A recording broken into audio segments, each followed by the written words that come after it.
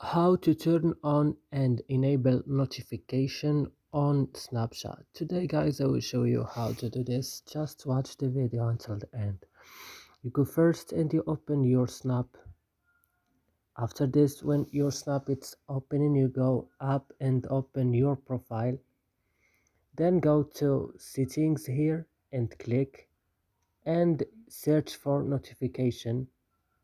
As you see, this is notification. I will just click, and as you see here, for example, if it is like that, you would just click enable.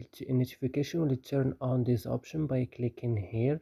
So now you can have notification on Snapchat. And that's it guys, I hope this video is helpful for you. Don't forget to like and subscribe in our channel. See you next video.